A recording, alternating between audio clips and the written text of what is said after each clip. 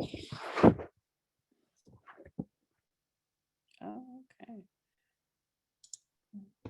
Hello, everyone. Good evening. Thank you for joining. We have more participants coming. Awesome. So we're going to get started. Good evening. My name is Darnice Williams, Dr. Williams, your new superintendent. And I am excited this evening to come to you with our fall opening school plan for the 2021-22 school year. We are excited about welcoming our students in person, and we are ready to share with you the plans that we have outlined to ensure safety for all students and staff. This evening, we will be able to take you through our protocols, also provide a platform for you to ask questions. We may not get to everyone's questions, but those questions that we will not get to, do trust that we will respond to them, have them posted online by Monday with a response. And so we want this session to be highly interactive so that we can answer the most pertinent questions that are top of mind for you. And so the first thing I'd like to start back with is welcoming all of you back, and welcome back from the summer. I hope you all had a restful vacation, and I hope you were able to enjoy your families. Also, I do want to mention that we are 100% in person, back to school, full program, sports activities, clubs, great instruction. The first day of school is August the 11th. Our team is ready and we are willing, and we understand that while we are not out of the pandemic, but we have made some progress. And so we have taken action so that we make sure that your children are safe. And also if you are staff members on call, that you as well are safe. We have a team joining me today who will outline some of the guidelines and expectations that are in standing with our local San Mateo County Office of Education, as well as the San Mateo County Health Department. And we want you to know that although as of today, we are presenting these guidelines, they may change, but you can see updates and briefings daily on our website, and we will provide the website link for you. And so all of our goals and all of our outcomes have been tested. We have gone, we've called, we've been in conference, we've been in communication with all of our local officials, health officials, and learning as much as we can about COVID. We've received many questions about the different variants, and we are aware and we understand that we're moving forward excitedly, but also with caution. I also want you to know that, as I stated last evening, if any of you had joined us, is I come to you with leveled emotion. Excitement, of course, that I've expressed, also caution about our students, and then also that double concern in terms of being ready to respond appropriately to the development of the unknown. The one thing about the pandemic is that it has sent us in a spin of uncertainty, and that uncertainty has had no greater impact than on education and for our students. And our goal is to put every safety net in place to ensure within our capability to ensure that our school year is excellent and we remain open for the duration. And so with that, I'd like to say welcome to the new school year. And also I'd like for you to take questions as we go through the presentation for about 15 minutes. Then we'll pause and then we'll be able to address any of your stated concerns. Again, welcome.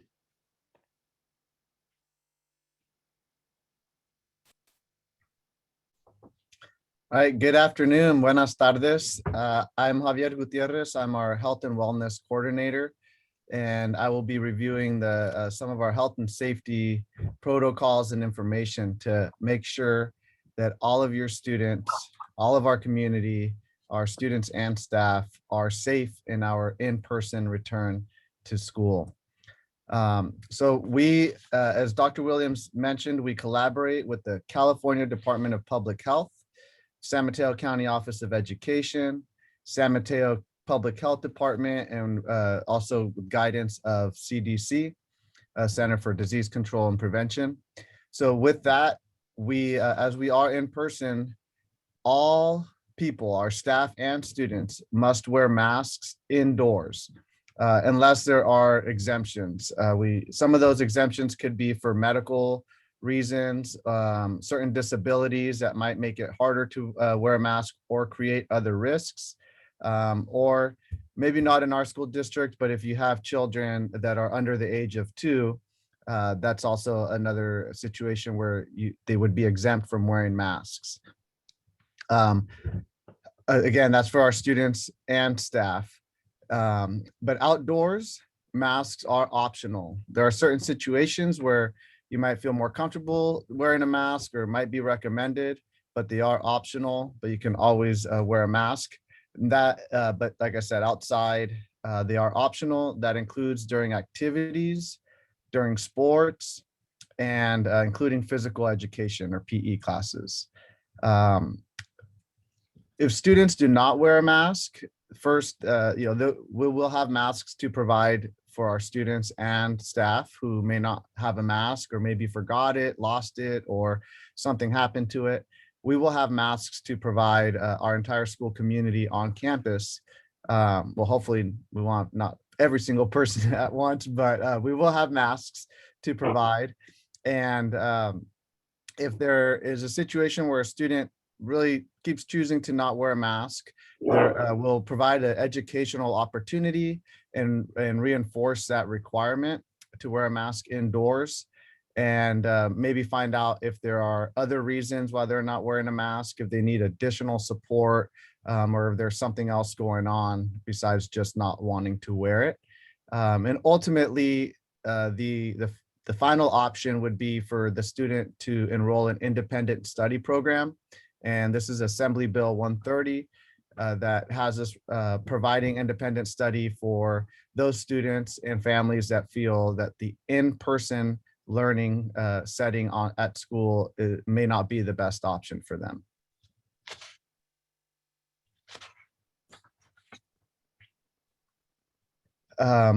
So some of other health hygiene practices that we are reinforcing, again, is regular hand washing. This is important even when there isn't a pandemic, but especially during the situation that we're in. We'll have all the materials and locations necessary for our students and staff to wash their hands, especially after eating or certain activities that would want us to wash our hands more. And respiratory etiquette is making sure that you cover your mouth if you sneeze or you cough. Even if you're wearing a mask, it's better to cover yourself. Yeah, sorry, elbow is better. And then our cleaning products, we have Environmental Protection Agency approved products. Thanks to our facilities team, our maintenance and operations team, we have great cleaning products, and we do what we need to maintain a healthy and safe facility, including the ventilation. There's been a lot of work done to ensure that ventilation and filters are appropriate. So also we'll do additional cleaning as necessary, especially if there has been some sort of exposure or potentially a positive case on campus. We'll make sure that those areas are especially cleaned. We will be doing a self-screening. Also, all students, staff, and visitors, anyone that is coming onto campus or onto a district site or facility, will need to screen themselves. We will not have an app or a digital check-in health screening, but we will have, similar to what you may have seen in other stores or businesses or even healthcare facilities, even hospitals. They have a poster when you come in that says, provides the symptoms and reminder of any exposure or positive cases that you should remain off-site. Do not come onto our campus if you have any symptoms, if you've been exposed to COVID-19, or if you are positive, then definitely do not come onto campus, please, until you are cleared. And so you will communicate that to the school, and then we will make sure to follow up with you, get the information, and help you as needed.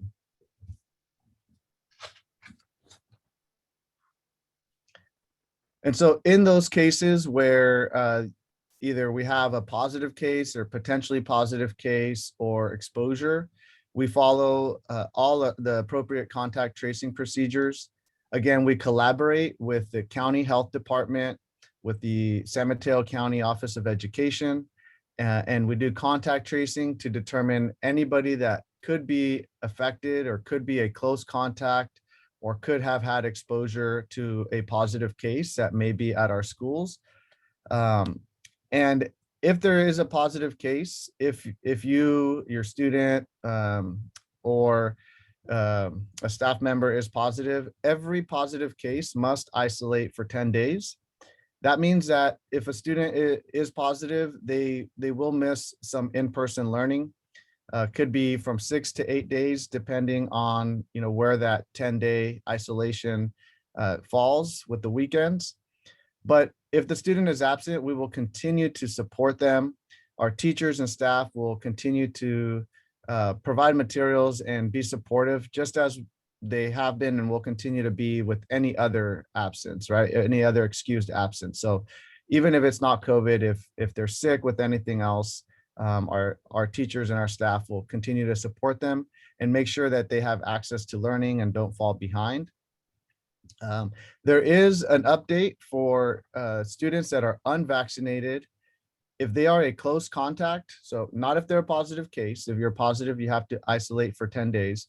But if you're a close contact to a positive case, there is an option for those students to still be in school in person, as long as they meet 4 requirements.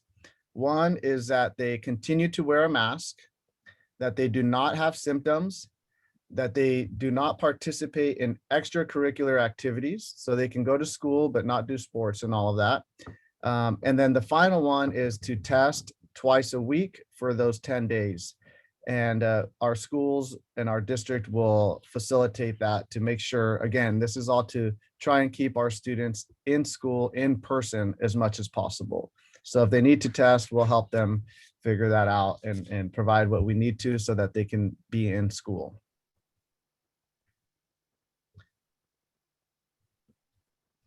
And in these cases, if we do have a positive case on campus in the event that we do, and that is the reality that we live in right now, that we may have positive cases on campus, we will refer students and staff that may have been affected or may have been exposed to, we'll refer them to testing to their healthcare provider.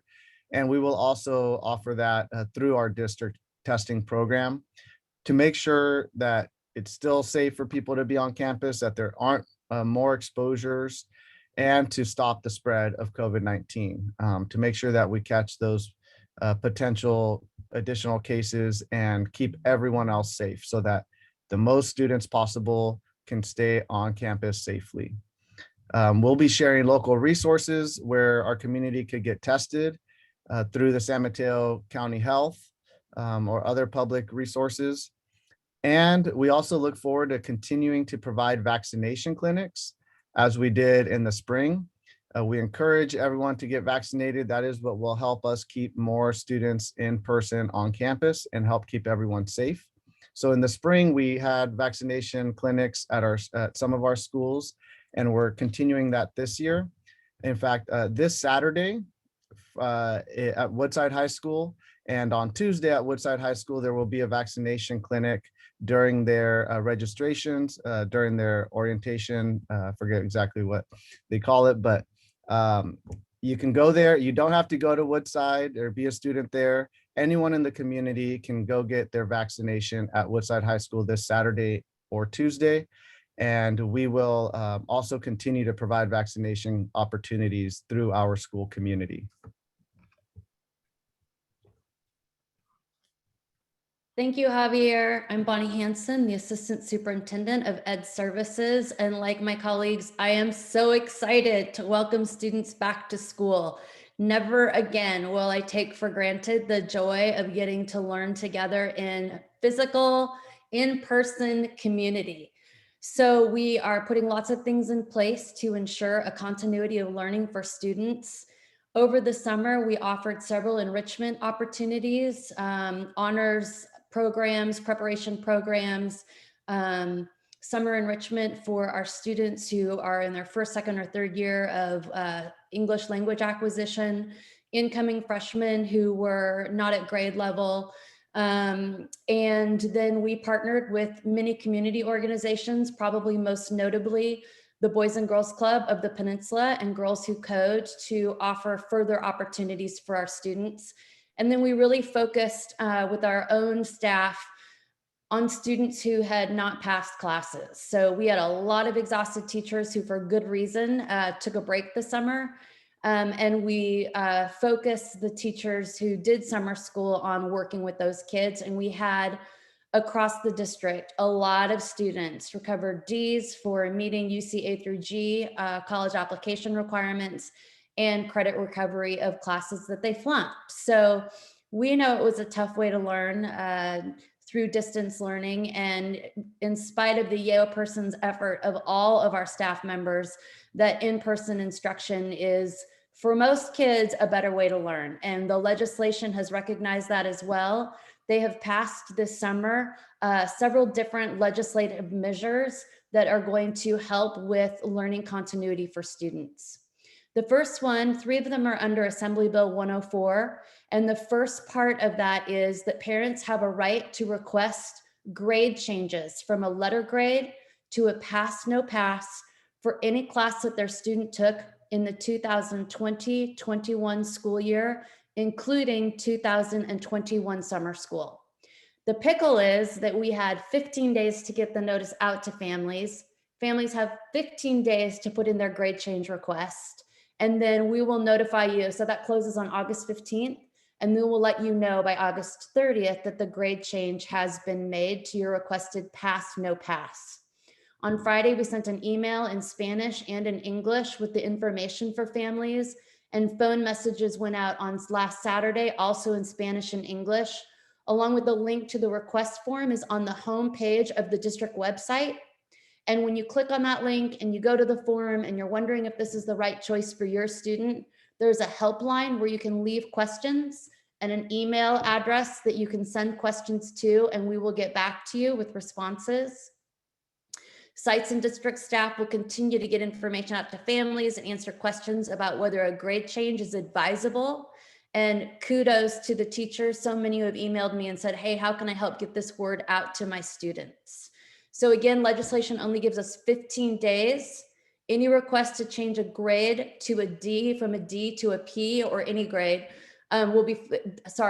any change from a grade other than a D will be followed up with some advisement about that grade change. If your student has a D, it's probably better to move it to a P.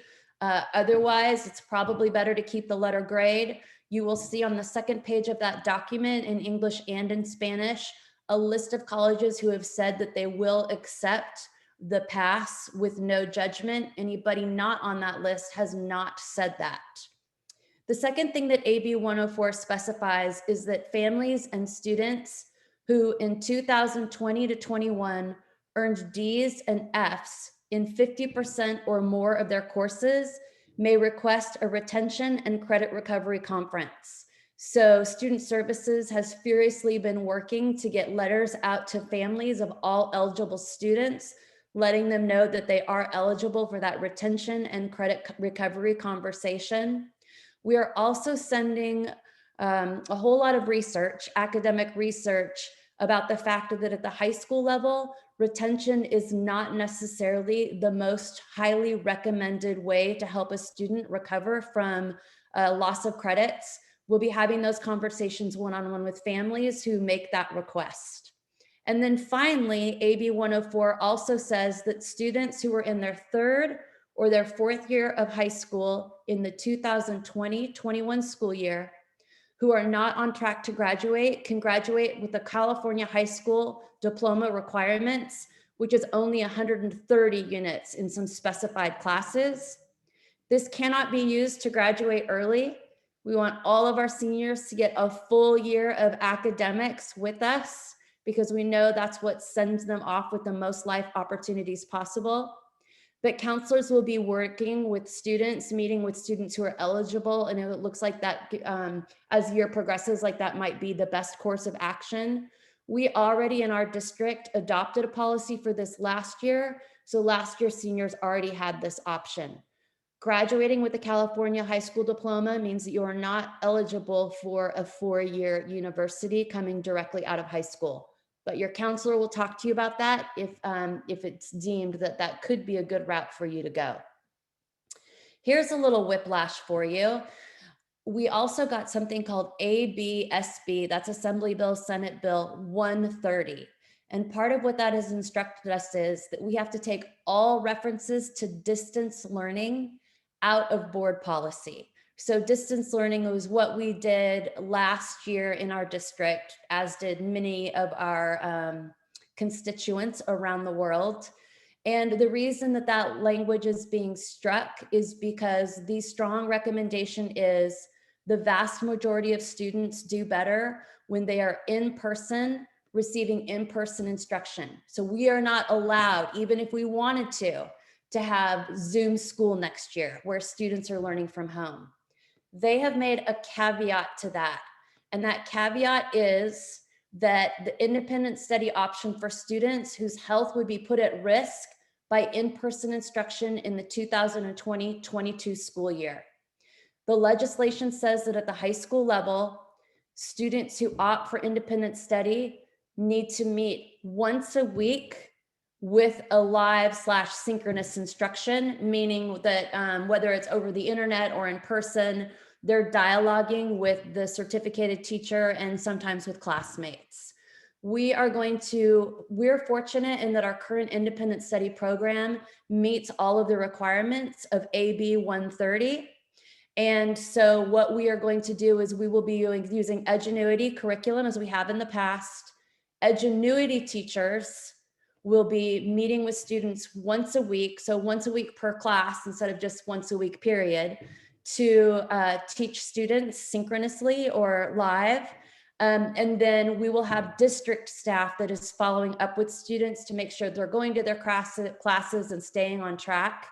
The courses meet all district grad requirements and UC A through G requirements, as well as a wide array of advanced placement classes.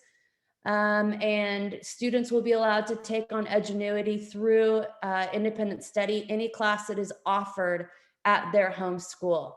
I want to say again that this is a measure put in place for families who feel that their student will not be safe health-wise returning to campus, but their feeling and our feeling as a district is it's much better for students to be in person for the learning whenever possible. And that's why we are being so careful with all of the health measures that Javier talked about that we have put in place. Also, to help students with their credit recovery will be access to the resources that we've had in place this summer. They'll continue through the school year and summer 2022. And I'll talk about it on an upcoming slide, but we're adding 24/7 tutoring services for all of our students. So what are the resources for Sequoia Union High School District families? The first one that I want to point you to is the parent portal on Infinite Campus. That provides students and parents the ability, you can look online to see academic information, what your student schedule is, what their attendance is, what their grades are.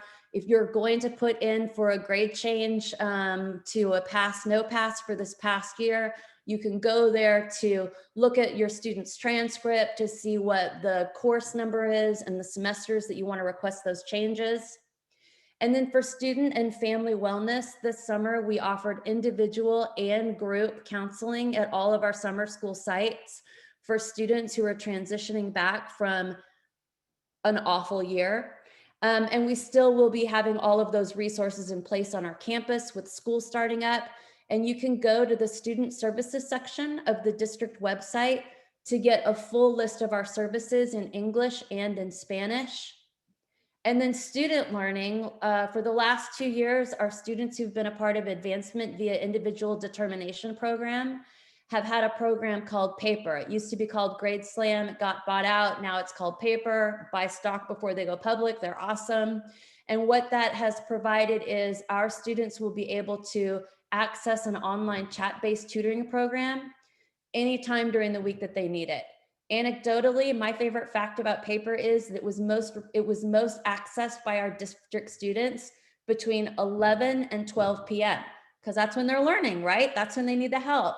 But our data showed students really taking advantage of this resource and some impressive gains in academic achievement because of that. So many thanks to the Eustace Kwan Foundation, because they are splitting the bill on this for us to see if it is productive for all of our students as it was for our AVID kids. So that tutoring will roll out about 3 weeks into the school year after we've had the opportunity to get staff trained on it as well. And then finally, if you are a staff member, we must take good care of you. We don't work if you are not at your best. You can go to the Human Resources page to look at a variety of COVID information, resources, and support available there. Canvas, you're well aware if you're not new to the district, but if you are, you can go to the Professional and Development and Curriculum webpage. There are a lot of digital resources. And then of course, our CNI program under Vicki Dye does a ton of professional development. So this week we've got orientation going on for any teachers who are new to the Sequoia Union High School District. If you're on this call, a big welcome to you. I think you've landed in a great place.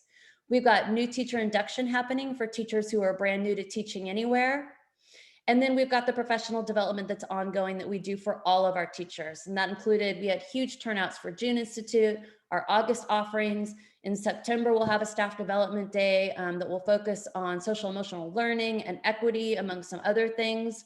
This summer, staff was able to put in for 10 hours of summer pay for, among other things, developing return to school assessments and team building social emotional learning activities to support students in the transition back to campus. Because we know those first few days of school and after as well are going to be really important times for getting kids back into the swing of being together and bonding and building some good community so that learning can happen. I'm also excited to say that classified staff, paraprofessionals, are going to get training the day before school starts on how all adults in the classroom can help to support student achievement. And we will be rolling out a 6-hour series this fall that classified and certificated staff members will be able to be a part of if they so desire. That's around creating safe spaces for our students.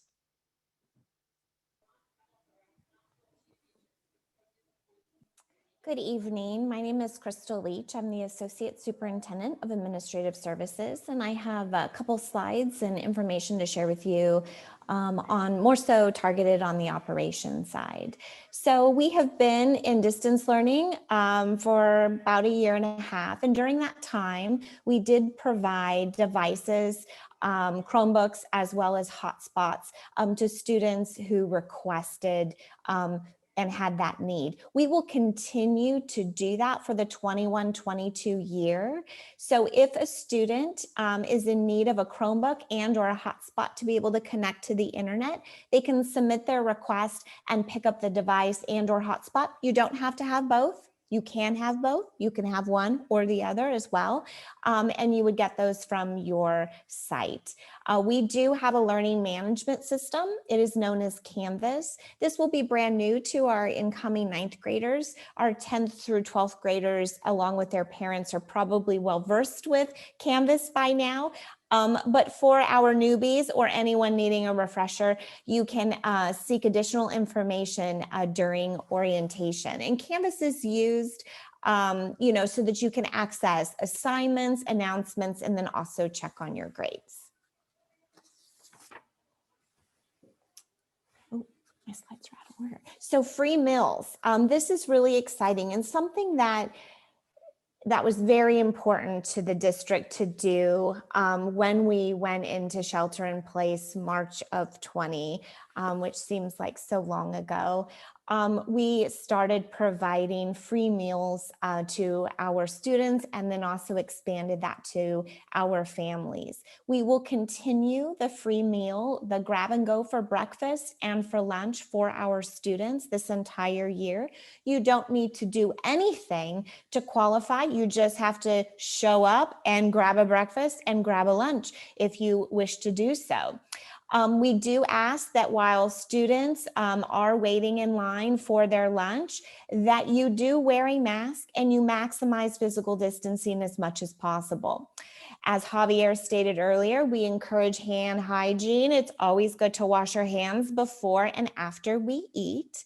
And we will continue to sanitize and disinfect our highly touched areas around where all of our students and our staff will be eating at break and at lunch.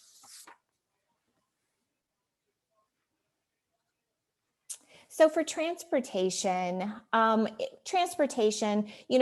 our bus drivers, they're the first ones to see our students before they come to school, and then they're the last ones to see them before they go home. And so we want to ensure both the health and safety of the students that use our transportation as well as our staff. So we will be requiring social distancing while you are waiting to get onto the bus. There will be seating assignments. Health screening before you access the bus. You'll be able to just self-assess if you have any potential symptoms for COVID. And then we also ask that you wear a mask while on the bus. That's actually required. So for more information, you can visit our website for our full transportation procedures for 21-22 school year.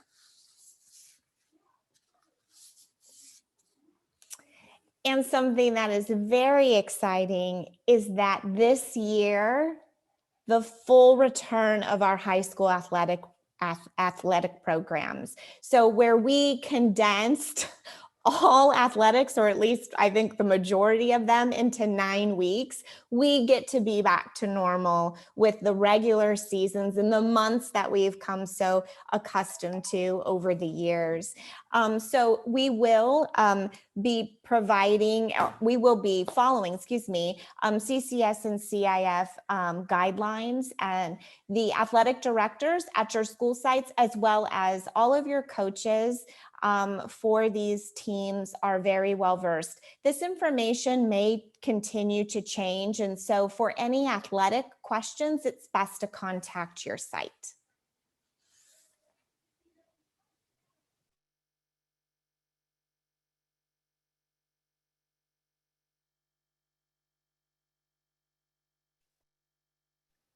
So thank you, team, for that presentation. And to everyone, we are here to answer your questions. More information will be available on our website. Also, I just want to emphasize that we understand that our students experienced fatigue in terms of distance learning. We know that they did the best that they could do under the circumstances, and that is not our intention to penalize them. So there are several options in terms of grade recovery, also additional support that's being provided. In addition to the academic support, we are ensuring that there is a level of social emotional support for them as well as they return to school and become reacclimated to engaging with their friends and their teachers. It's important that you also understand, and we ask you to be patient, that as we go through this process together as a community and learning about the new variants, as I mentioned before, things are going to change, and we are going to move as rapidly as possible, but intentional and diligent in order to get you the latest information, again, to ensure the safety of our community, our learning community. And so with that, we're going to open up for questions. And if we do not get to your question today, please remember and be reminded that we will post answers to your questions, the questions and the answers, by next Monday, this upcoming Monday, just in time for school. So for questions, there should be a question and answer section that you are able to access, or to raise your hand, and we will open up the Zoom for questioning at this time.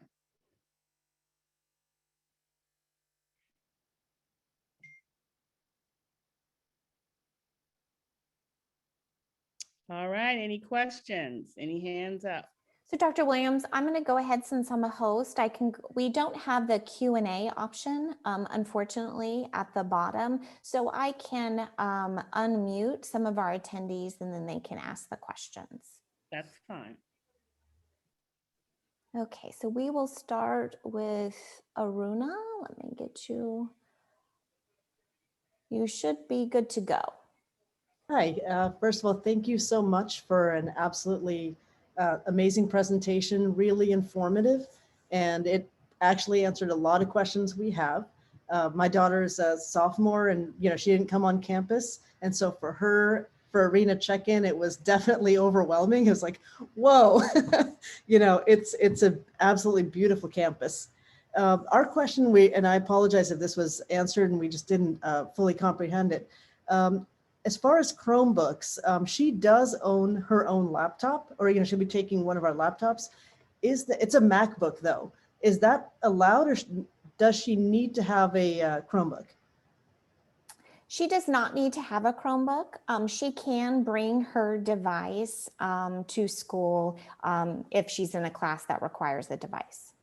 Okay, so that would not be something where what we were worried about is that, let's say the teacher may say, okay, on your Chromebooks, go here and access this. And she may need to scramble and say, oh, wait, how would I do that on the MacBook? And that can happen. We actually saw that happen while we were in distance learning. You push them to a classroom and you could hear a student say, oh, how does that work on my MacBook? So if she runs into some of those challenges and is not comfortable, she is more than welcome to check out a Chromebook. Got it. Is that something she can still do? Like, she did her arena check-in today, but if she wanted to check out a Chromebook, let's say tomorrow or something, could she still do that? Yes, she can still check out a Chromebook. She just needs to fill out the form so that they can have one ready for her. So I would just contact the site. Okay, excellent. Thank you so much. Absolutely. I really appreciate it. Sure thing. Okay, let's move on to Kelly. You should be good. Hi, thank you to everybody for all your hard work and the presentation tonight. My question and concern is that while masking is an important part of this process, vaccinations is the other half. And with San Mateo County being in the highest level of risk, as a parent whose family has additional health risks for COVID, not knowing what the vaccination rates for our school is pretty scary for us. I understand it's not mandated, but that not knowing what percentage of our student population is very concerning.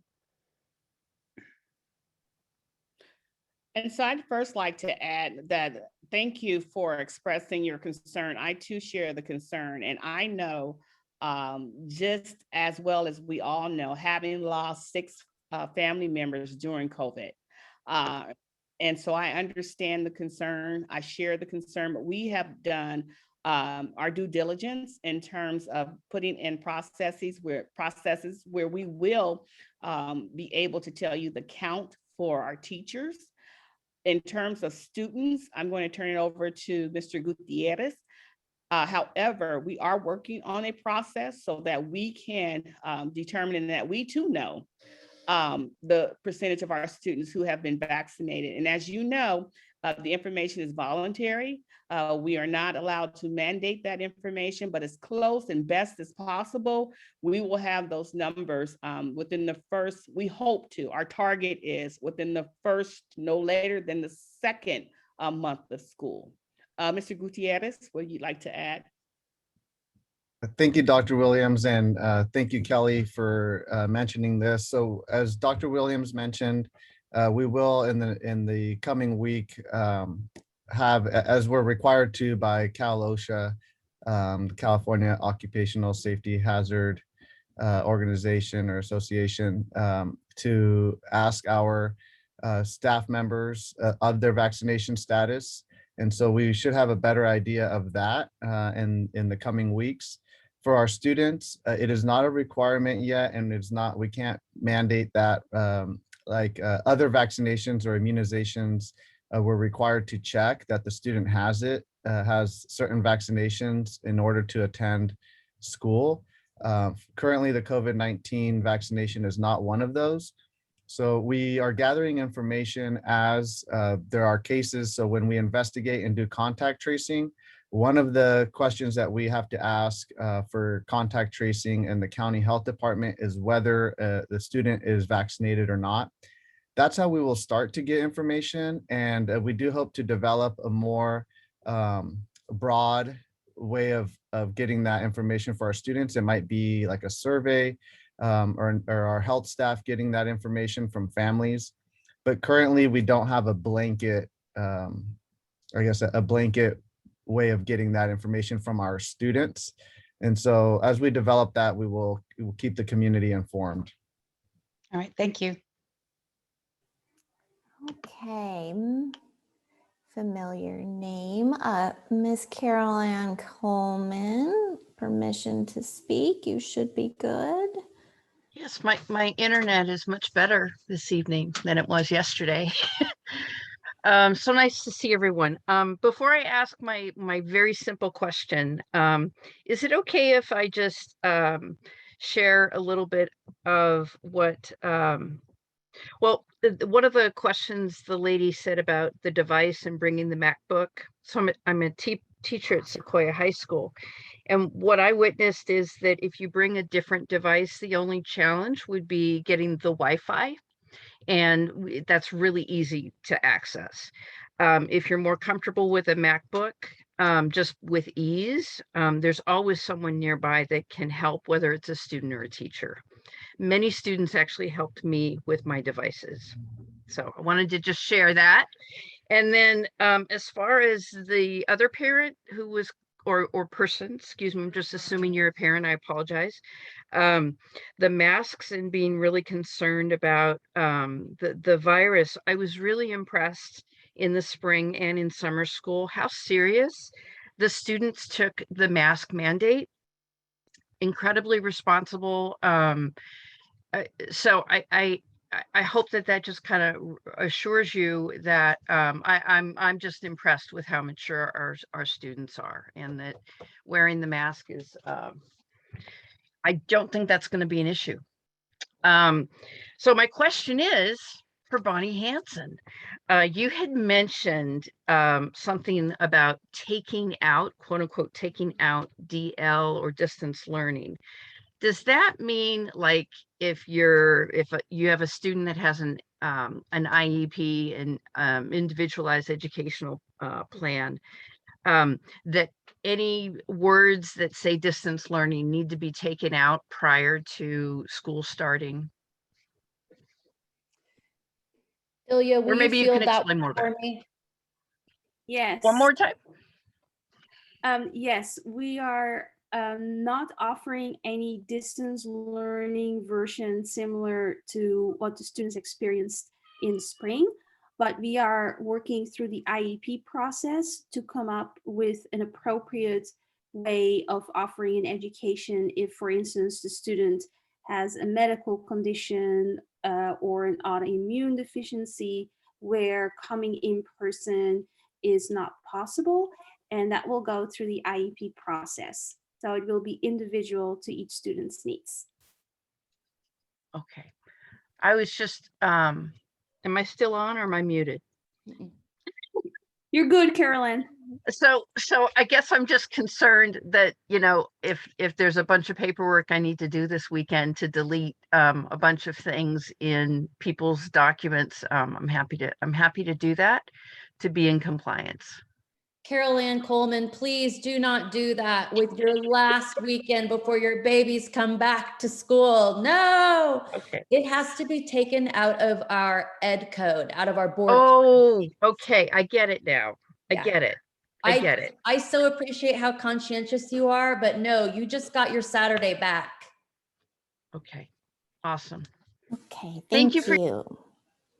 Okay, Michelle Doyle. You should be good. Am I good? You're good. Oh, fantastic. Thanks. I'd just like to echo what others have said about the fantastic presentation you've all put together tonight. Really appreciate the detail and the breadth of information that you're sharing. It's really terrific to have that. My daughter is a rising ninth grader, so this is all new to us. So we are excited to have this information available to us. Just a really quick question that I had, because I was clicking on one of the links here in the presentation, but it looks like they're on the transportation link that the click here button isn't working. It's directing me to log in and via Google Drive, and it says I need access. So I wasn't sure if that was something that everyone was already aware of, but I just wanted to call that out because I wasn't able to access that information.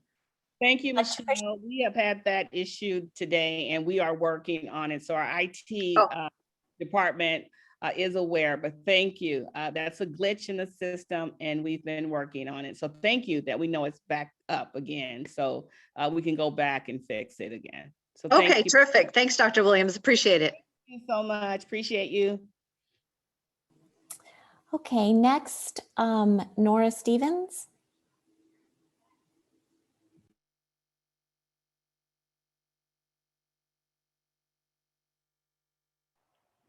Hi, can you hear me? We can hear you. Excellent. So this is actually Kate, not Nora. I'm on my daughter's login. I just had a quick question about like other illnesses besides COVID. Like if my kids had a cold and got a negative COVID test, but we're still a little bit stuffed up, maybe a lingering cough, obviously masked. What's the protocol for that when they walk up and are asked, do you have a cough? I'll answer that question, Nora. That is a common question because a lot of the symptoms for COVID-19 do overlap with other illnesses or just not feeling good sometimes. We might get a headache for other reasons like stress, or we might, I remember also when it's smoky days, that may cause some of the common symptoms for COVID-19 or allergies. If it is not something that you like an allergy or that is recurring, like a headache that you deal with, some people get migraines. We do have to, just out of an abundance of caution and following the protocol, you have to remain off-site until your symptoms are gone for 24 hours. So unfortunately, there isn't a way for us to know. I mean, you did mention testing. If you have a negative test, you still can't be on campus as long as we have symptoms. And that's even if you're a close contact and you have the ability to do a modified quarantine and come to school. All of those require you to not have any symptoms. As soon as someone is symptomatic, you have to remain off-site. Okay, even with a negative test result and vaccination? Correct. Yes. The vaccination part got me thinking a little bit, but yes, you do have to remain off-site. Okay, and then you had the flow chart of what happens if someone's a close contact and they're not vaccinated. They would have to test twice a week, but they would be asymptomatic.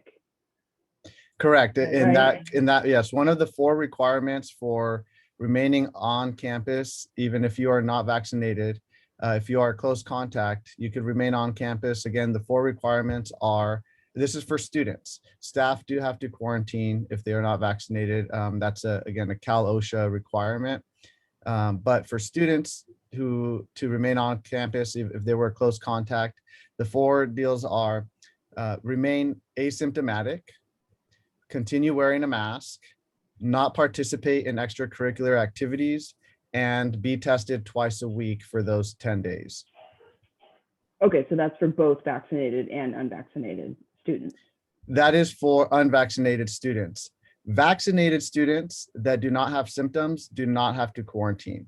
That is actually the same for students and staff. Any vaccinated person that does not have symptoms does not have to quarantine. So that is just another Or- benefit of getting vaccinated. Right. Along with the health or- benefits in reducing the risks.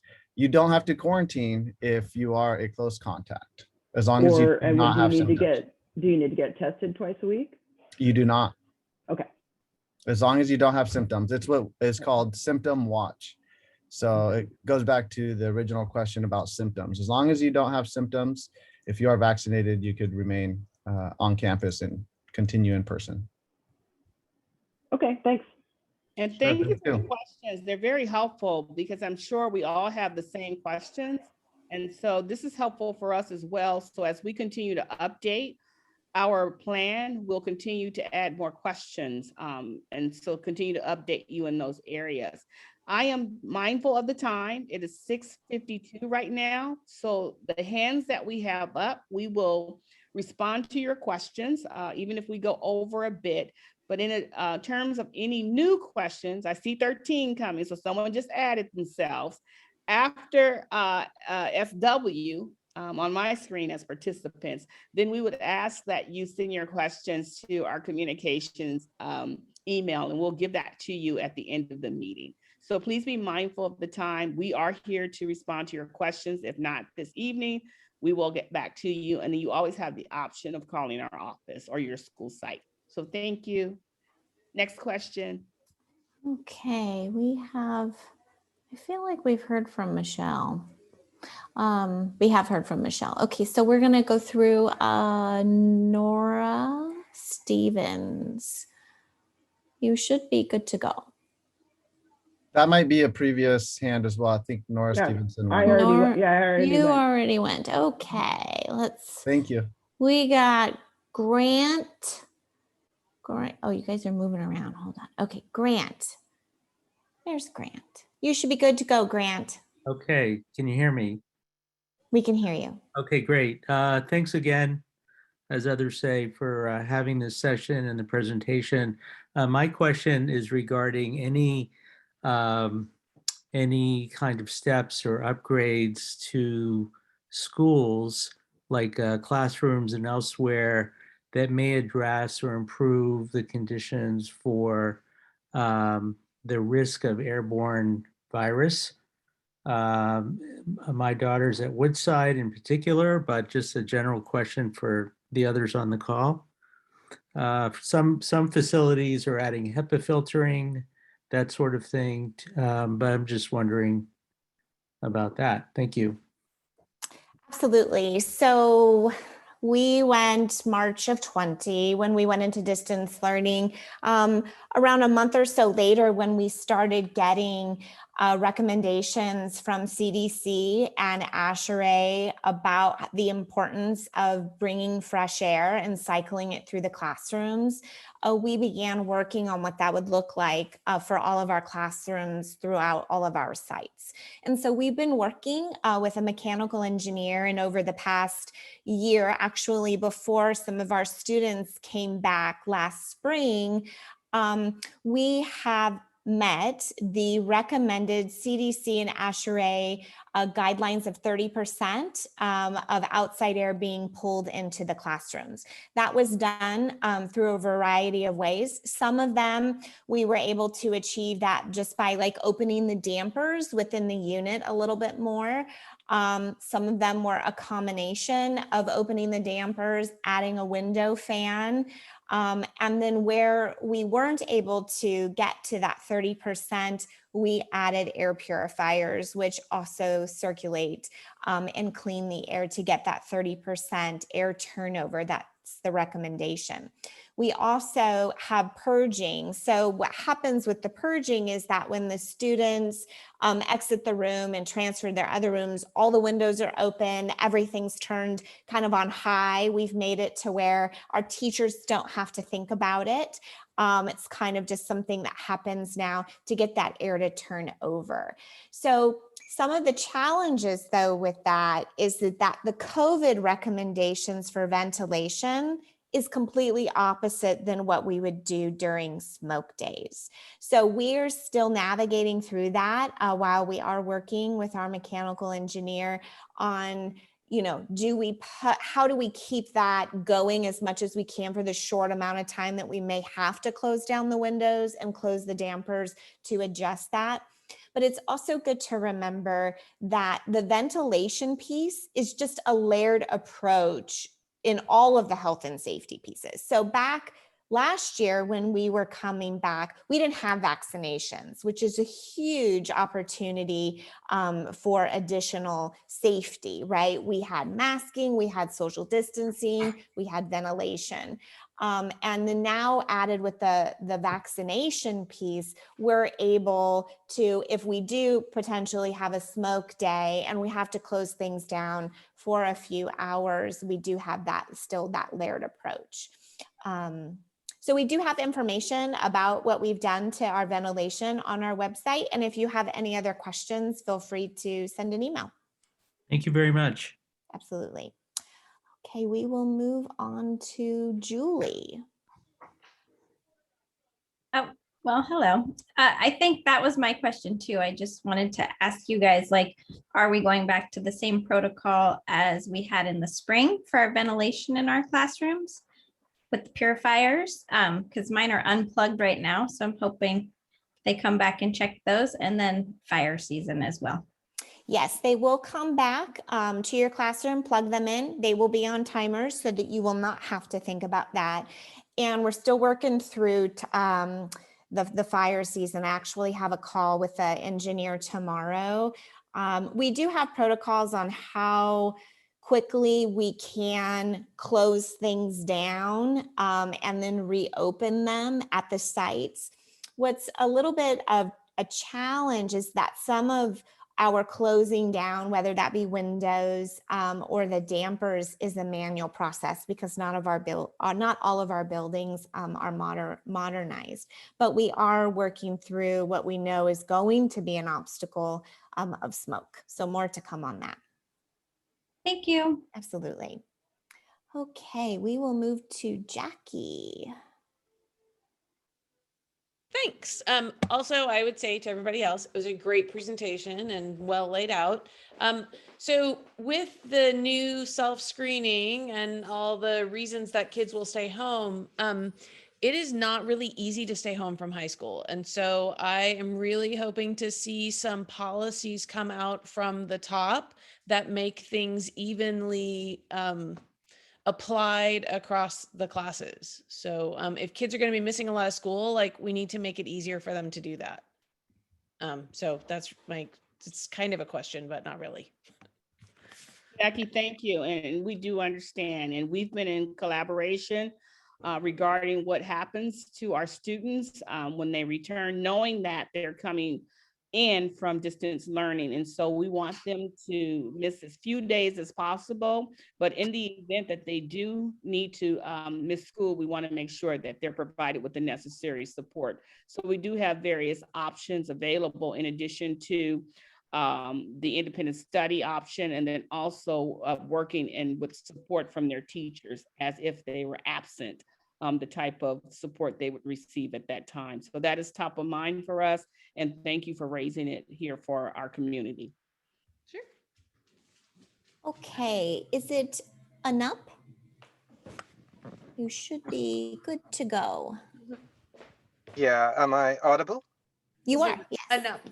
All right, thank you. So my question is related to the previous question. In the scenario that there is a unforeseen sort of exposure outbreak related to the new variants that we are seeing, and considering families that have vulnerable members who cannot get vaccinated, as well as even vaccinated people, persons carrying the virus and spreading it. So in that case, if my daughter, who's a fresher or a rising ninth grader, has to miss school for a temporary period, are there any considerations for that?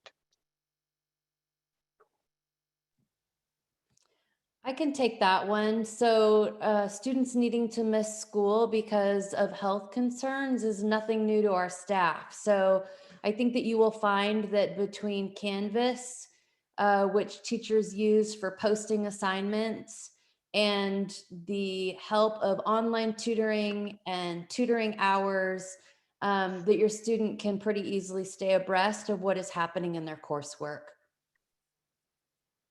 Okay, thank you. Mhm.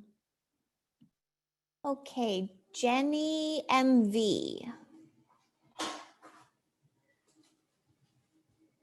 Hi there. Can you hear me okay? We can hear you. Okay, great. Thank you for doing this tonight. It's very helpful information. And I just had a question around the bringing your own device to school and how I'm just wondering how that's different from like pre-COVID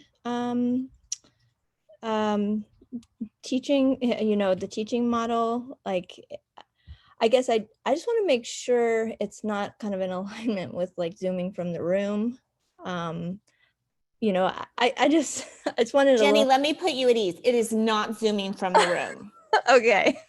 It is not, there will be no zooming. So we did keep Zoom this year. So we can figure out what parts of it we still want to keep and be involved within the instruction. So whether that's students doing group work after school, right? And they just can't get to each other. They live in different neighborhoods. They just get a little bit more access. But there will not be delivery of instruction via Zoom during the class day. Okay, thank you. I just want Absolutely. a little more clarification on that, and just making sure it's actually teacher instruction, teacher to student instruction. Yes, Okay. absolutely. 100%. Excellent. All right, thank you so much. I do want to do a time check. It's 7:02. And just a courtesy, we did set the meeting for 6 to 7. And so we will continue to respond to questions, but I do want to post the email address in case someone has future questions and they're unable to stay with us. Can we do that at this time? And then we will respond to the remaining 6 questions. So we will stop at RT. Yes. Okay. All right, we have Carol up next. I wanted to, Anna, can you post the email so that they know where to send questions if they're unable to stay with us? Yes, it's loading. If you can just give me a couple minutes, I can post it. Okay. And thank you to everyone. We appreciate your time. We know that you're excited about the new year, yet I know that there's concern and caution, and we share those sentiments with you. Do know that our commitment remains vigilant. As when I started 3 weeks, almost 4 weeks ago, this was my first assignment, and that was to create with the team this plan so that you would have clarity. And as I mentioned before, we did our due diligence and wanted to make sure that we had the most up-to-date information available for you and your families. And so for more information, you can see at our Sequoia Union High School website. And then also you can submit inquiries or questions to communications@sequoiaseq.org. And so with that, those of you who are unable to remain, I thank you again, and thank you to the team for providing an outstanding presentation. So we can continue. Thank you. Carol, you should be able to go. Yeah, hi. Can you hear me? We can hear you. Thank you. Yeah, thank you so much for this presentation. I have a follow-up question and actually an additional quick one. So I just wanted to follow up on what you said about taking out the reference of distance learning. I wanted to know if that means that no matter how the pandemic evolves, that means that Sequoia Union High School District will not return to distance learning 100%. I mean, it's guaranteed that it will not make that choice again, or it could be reconsidered if the public health recommends it. Carol, my statement about taking distance learning out of board policy was a snapshot of what we have been told to do from the California Department of Education. as of Thursday, August 5th at 7:05 p.m. That doesn't mean that they're not going to later update that. What I can tell you about when we will be in school is we know that it's better for kids to be in school and that we will follow CDE and county health guidance to keep our kids safe. So I'm sorry to not have a clear-cut answer for you, but what I will tell you is that we will follow California Department of Education direction and that we will follow our state and county health guidelines. Okay, no, that makes sense. That's actually the kind of answer I was assuming, but I just wanted to hear it. And then another quick question, if I may, it was about the grade no grade request. And I wanted to know if, number one, if we were making a request for a pass, to turn a grade into a pass no pass, can you do it for one class out of all the class? And number two, how is this going to impact the GPA calculation? You can do it for as many or as few classes as you like. So the way that it will impact the GPA is that the pass or no pass does not get figured into the GPA. I want to caution anyone who's looking at changing a grade that is not a D, that there are plenty of colleges out there who have not said that they will accept a passing grade. The UCs have, the CSUs have, and about 13 colleges in California have said that they will accept the P as meeting the requirement for getting into their college. Beyond that, no one has, and we in our state, I don't know about out of state what they're going to do. We don't know. What we do know is that the legislation says that once you request a grade change, you can't then go back and say, never mind, I want a letter grade. It's actually in the legislation that we cannot do that even if we want to. So if you want to keep your students' options open for where they might want to go to college, you need to think long and hard about this, unless it's a D. Because if it's a D, you just added a whole bunch of colleges to the list, the UCs and the states and about 13 California colleges that will accept that as having met the requirement. And also please be advised that if in fact that is your choice to request a grade change, we will counsel with you prior to you making that decision so that you can have a more informed decision. Yeah, thank you for that, Dr. Williams. We're going to personally contact every family who requests to do a grade change that is not a D. We're looking at these. Okay, SW, you should be good to go. Hello, can you hear me? We can hear you. Okay, thank you. Sorry about missing the first 15 minutes. I was working at a medical facility, and if you can imagine, I had to be overtime. So I'm just really quickly wondering, it's probably too late if you haven't recorded this, or will you be putting out a summary or, you know, what was covered so I can maybe look at the district website for that kind of information that was covered there? The recording will be available, and also we will post the PowerPoint presentation as well. Perfect. Thank you. Thank you. And I will add the plan is on the website already as well. So it's not the shortest link, so I won't just read it, but it is on the website already under, yeah, anyway, the plan is there. Thank you so much. COVID-19 updates. Christian, you should be ready to go. Hello. Can you hear me now? We can hear you. Okay. I have an incoming junior, not incoming, but he's becoming a junior this year, and he is part of the Digital Arts Academy, which requires Windows or Mac related, products to use Adobe, cloud services, and whatnot. Is it safe to say that he has to bring his personal laptop to the days that he has digital arts class? I know you guys are suggesting to get the Chromebook, either purchase or get one from the school.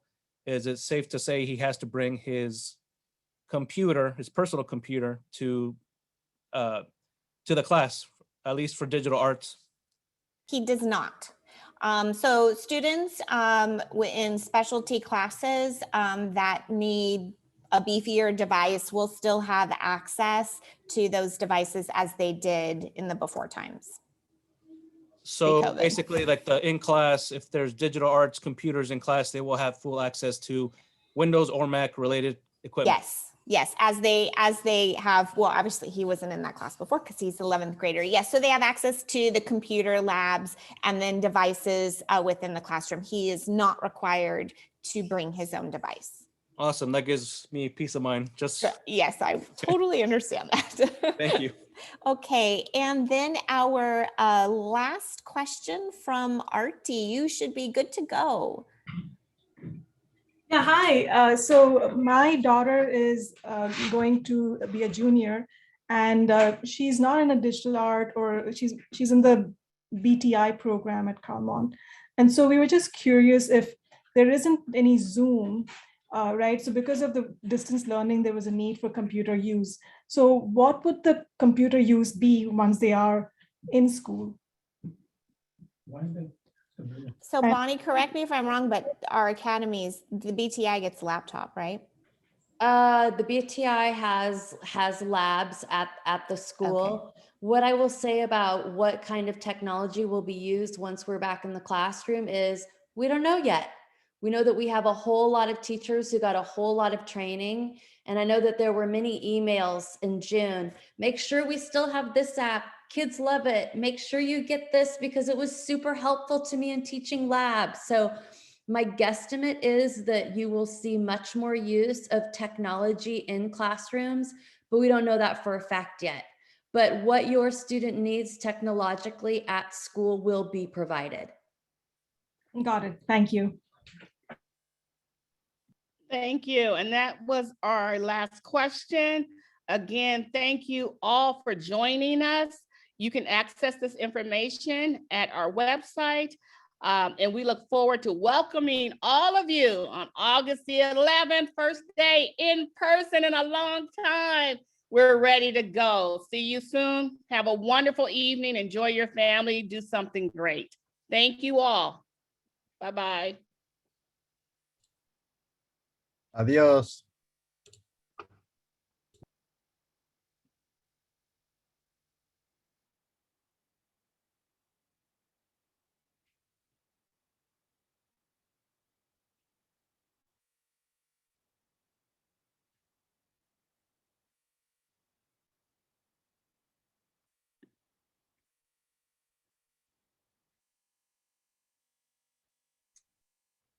Okay, I'm closing the webinar. Okay. Bye-bye, everyone. Bye. Have a good day. Thank you so much, team. Go have dinner. Enjoy your family. Bye-bye. Thank you. Likewise.